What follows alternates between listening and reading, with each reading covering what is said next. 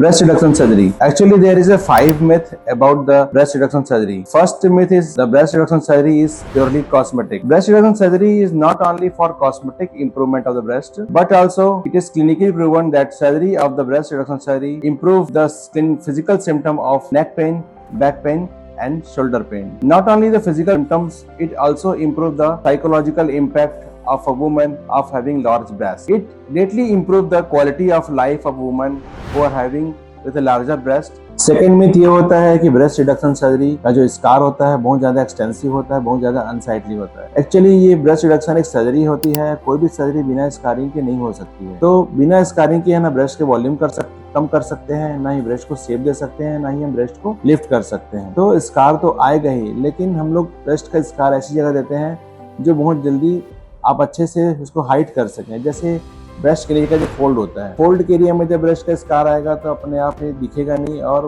वो natural crease में रहेगा, तो उसका अपीयरेंस विद द टाइम बहुत ज्यादा रहेगा नहीं, बहुत कम हो जाएगा। और विद द लेटेस्ट टेक्नोलॉजी, जैसे हम लोग प्लास्टिक सर्जन है तो हम लोग जैसे हमारे पास सिलिकॉन शीट होता है या फिर हमारे पास CO2 फ्रैक्शनल लेजर होते हैं, तो जो भी थोड़ा बहुत अपीयरेंस होता है स्कार का, इन सब टेक्नोलॉजी से हम इसको और भी इम्प्रूव कर सकते हैं। तीसरी भ्रांति ये है कि आप ब्रेस्ट रिडक्शन सर्जरी के बाद आप ब्रेस्ट फीडिंग नहीं करा सकते अपने बेबी को, या कुछ लोग बोलते हैं कि ब्रेस्ट फीडिंग में डिफिकल्टीज होती है। इतनी सारी स्टडीज हो गई हैं ब्रेस्ट रिडक्शन सर्जरीज में कि आपको ब्रेस्ट फीडिंग में कोई प्रॉब्लम नहीं हो सकती। चाहे आप कोई भी टेक्निक यूज करो, चाहे आप कोई भी पैटर्न ऑफ सर्जरी यूज करो, चाहे कोई भी पेडिकल यूज करो आप ब्रेस्ट रिडक्शन के, आपको ब्रेस्ट फीडिंग में आपके बेबी को कोई प्रॉब्लम नहीं होगी। Fourth myth about breast reduction surgery is the result is very immediately after the surgery. The physical symptom जो नेक पेन होते हैं, शोल्डर पेन होते हैं, बैक पेन होते हैं, इस सर्जरी के बाद तुरंत इंप्रूव हो जाते हैं। लेकिन जो अपीयरेंस है ब्रेस्ट का, उसमें थोड़ी स्वेलिंग रहती है। 2 से 3 महीने में आपकी स्वेलिंग बहुत कम हो जाती है और 4 से 5 महीने तक आपका पूरा स्वेलिंग